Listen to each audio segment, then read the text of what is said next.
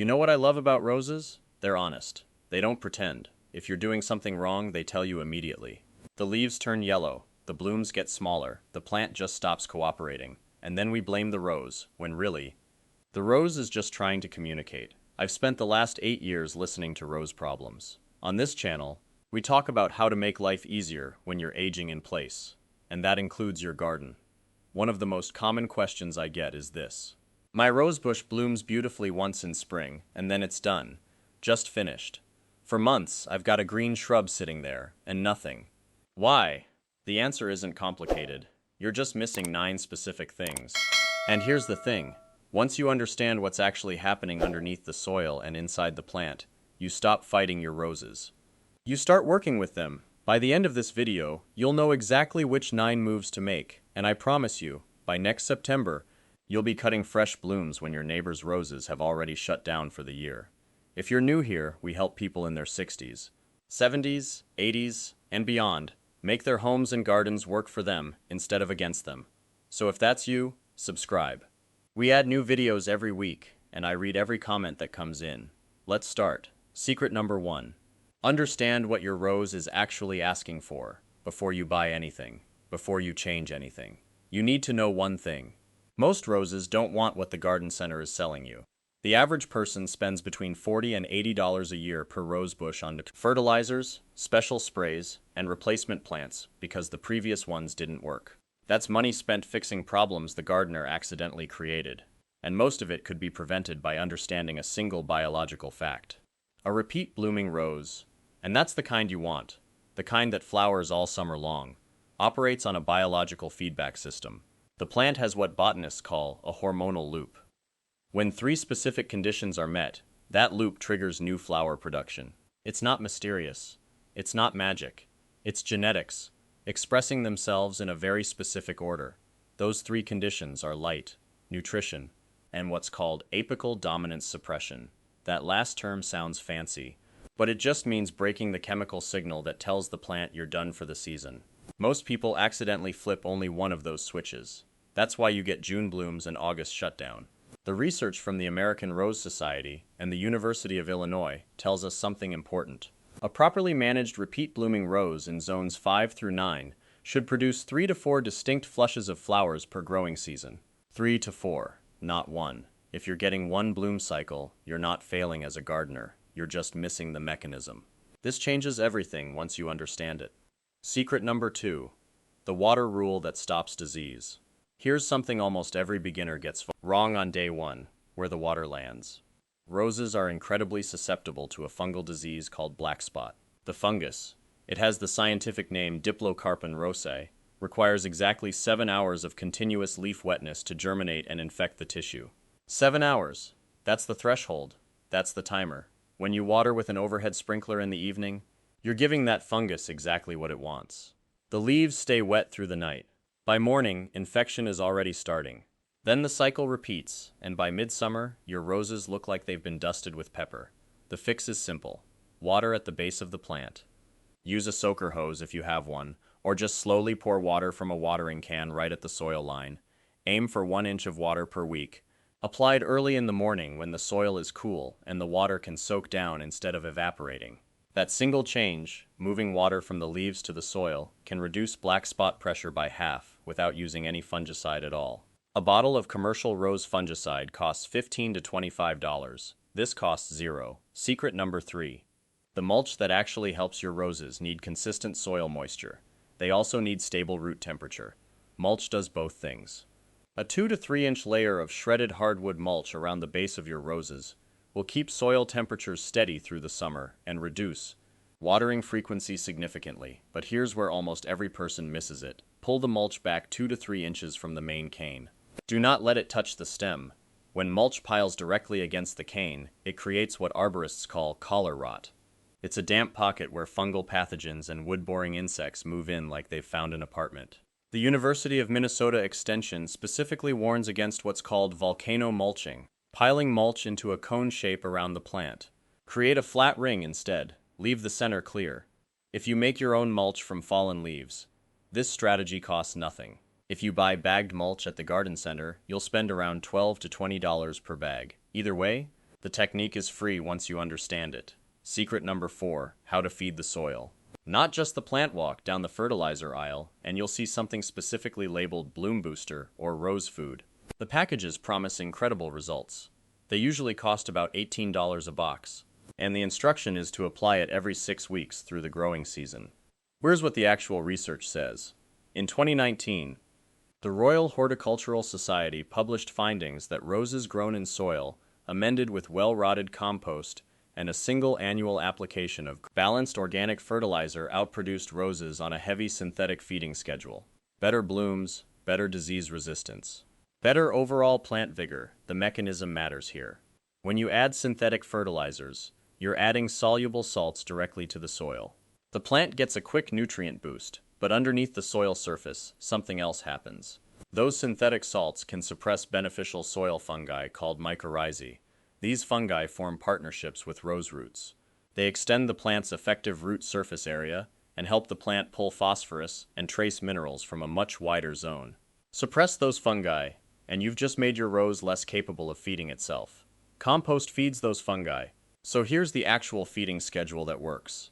In early spring, spread 1 to 2 inches of compost around the drip line of each rose bush. At bud break, apply 1 application of balanced organic granular fertilizer, something like a 4:6:4 ratio. After the first flush of blooms in June, apply a second light feeding, then stop. Stop all fertilizing by August 15th in cold climates and August 30th in warmer zones. This gives the plant time to harden off before winter, instead of pushing tender new growth right before a hard frost. That's the entire program. Maybe $15 per bush per season, and it works because you're rebuilding the soil ecosystem, not just adding quick nutrients. Secret number 5, the cut that determines everything. This is where most people's roses fail, and it's where understanding matters most. When you deadhead a rose, when you remove a spent bloom, look at the stem below it. You'll see clusters of leaves. Some clusters have 3 leaflets. Others have 5, some even have 7. The number of leaflets matters. A cut made just above a 3-leaflet cluster produces a weak stem. Sometimes it doesn't even form a bud. It's called a blind stem. It grows but never flowers. A cut made just above the first outward-facing 5-leaflet cluster triggers what botanists call a strong basal break. That's a vigorous new shoot that will carry a full bloom in 4 to 6 weeks. That's the cycle. That's how repeat blooming works. Here's the exact technique. Cut at a 45-degree angle, sloping away from the bud about a 1/4 inch above the leaf node. Use clean, sharp bypass pruners only. Between each cut, wipe the blades with rubbing alcohol. This isn't about perfectionism. According to Cornell Cooperative Extension, that one habit prevents the spread of rose mosaic virus between plants. One change to your cutting technique and you've doubled your bloom production. You've done it with information, not with money. Secret number 6. The light threshold nobody talks about. Here's something that gets skipped in most rose advice. Roses are not partial shade plants. According to the University of California Cooperative Extension, repeat blooming roses require a minimum of 6 hours of direct sunlight per day to produce consistent flushes. 8 hours is optimal. Below 6 hours, the plant survives, but it's only going to bloom once in spring. Then it coasts through summer. If your rose gets 4 hours of sun, no amount of fertilizer, no pruning trick, no compost program will fix it. The mechanism is photosynthesis. Flower production is metabolically expensive. The plant simply does not have the energy budget to produce multiple bloom cycles without that light input. This is an honest limit. If your rose is in a shady corner, you have 2 options. Move it in late fall to a sunnier spot, or replace it with something that actually thrives in that light condition. The good news is that some roses tolerate less sun. The Knockout series and certain rugosa varieties can handle as little as 5 hours. But no rose actually thrives in true shade, no matter what the tag says. Secret number 7, the summer haircut that changes everything. This is the secret almost nobody talks about. It's the difference between a rose that looks tired by August and one that explodes with blooms in September. In late July, most roses look exhausted. The canes are tall and leggy, the leaves look tired, the blooms have gotten smaller. Most people assume the show is over. It isn't. According to the American Rose Society's published guidance, a light pruning in late July or early August, removing roughly 1/3 of the plant's height and removing any crossing or dead canes, triggers something called a compensatory growth response. The plant reads the cut as a stress signal. It redirects stored sugars from the roots and pushes a vigorous new round of growth. 6 to 8 weeks later, you get a strong fall flush of blooms while everyone else's roses are shutting down. The timing matters. In zones 5 through 7, make this cut between July 25th and August 10th. In zones 8 and 9, you can push it to mid-August. Cut back roughly a third of the plant's height, water deeply afterward. Apply that second light feeding I mentioned earlier. Then wait. By mid-September, while your neighbor's roses are coasting toward dormancy, yours will be loaded with buds. Secret number 8. Phosphorus and the underground work. This is the one that requires attention, because it happens below where you can see it. Bone meal contains roughly 15% phosphorus in a slow-release form. According to research summarized by Penn State Extension, phosphorus is the single most important macronutrient for flower bud formation in woody perennials. It's also the most commonly deficient nutrient in established suburban beds. Here's why. Phosphorus moves very slowly through soil. You can fertilize the surface for years and never get phosphorus down to the root zone where the plant actually needs it. Here's the technique. At the start of spring, work 1 tablespoon of bone meal into the soil at the drip line of each rose. Cover it lightly with soil and water it in. Over the next 6 to 8 months, phosphorus slowly releases exactly where the feeder roots can use it. In the surface soil, phosphorus binds to soil particles and becomes locked. At the root zone, it's available. The cost is roughly $4 per bush per year. It's the cheapest secret on this list, and one that does the most work underground. One important note, if your soil pH is above 7.0, bone meal won't release effectively. Test your soil pH first using a simple liquid test kit. Costs about $5 and takes 5 minutes. You want soil between 6.0 and 6.8 for this to work. Also, bone meal smells like food to dogs. Bury it well and store the bag in a sealed container. Secret number 9. Fall cleanup that prevents next year's problems. Black spot spores overwinter on fallen leaves and infected canes. The University of Wisconsin Extension specifically recommends raking and disposing of all rose leaves at the end of the season. Do not compost them. If you skip this step, you'll battle black spot on that same plant every single year. It's like reinfecting yourself with the same problem. The process takes maybe 30 minutes per rose in late fall. Rake up all the leaves, remove any diseased canes, dispose of the material in the trash, not the compost pile. That's it. One seasonal cleanup prevents months of fighting the same fungal pressure next year. 3 mistakes that will undo everything. Now there are 3 mistakes that will completely undo this entire system. Pay attention because I see these constantly. Mistake 1. Pruning hard in fall. In cold climates, heavy pruning after late August signals the plant to push tender new growth that won't survive the first hard frost. Cane dieback follows. Wait until early spring, just as buds begin to swell, for major structural pruning. The summer haircut is different. It's a shaping cut. Not a hard prune. There's a difference. Mistake 2. Using high nitrogen lawn fertilizer near your roses. If you fertilize your lawn and the product drifts into your rose bed, you'll get lush green foliage and almost no blooms. Roses need balanced nutrition or slightly phosphorus-leaning ratios.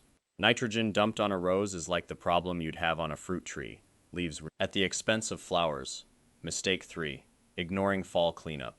I mentioned this, but it deserves emphasis because skipping it guarantees you'll battle the same disease next year on the same plant. It's preventable. Where you'll be in 1 year. Imagine October next year. Your rose is still pushing fresh buds, while your neighbor's plant has 3 sad blooms and yellow leaves. The canes are clean. The foliage is dark green. You walk out with your morning coffee and cut a fresh stem for the kitchen table in October. That's not luck. That's not an expensive variety. That's 9 decisions made in the right order. I spoke with a retired horticulturalist who's been growing roses for 40 years. She has 28 bushes in her front yard. She told me she's never bought a single bottle of bloom booster in her life. Compost, bone meal, the 5-leaflet cut, the summer haircut. Water at the base. That's the whole program. Now you know what she knows. Your action step this week. This Saturday morning, I want you to walk out to your rose bush. Find the most recently spent bloom. Trace down the cane until you see the first outward-facing 5-leaflet cluster. Make one clean cut at a 45-degree angle, a 1/4 inch above that node. One cut, that's it. In 4 to 6 weeks, you'll have a new bloom on that exact cane. And you'll know exactly why it happened. You won't be guessing. You'll understand the mechanism. If this video helped you move away from another season of single flush roses, please subscribe. We have a lot more ground to cover on gardening for people in their second half of life. Drop a comment and tell me what variety of rose you have, or how many bushes are in your garden. I read every single comment that comes in. Thank you for watching. I'll see you next week.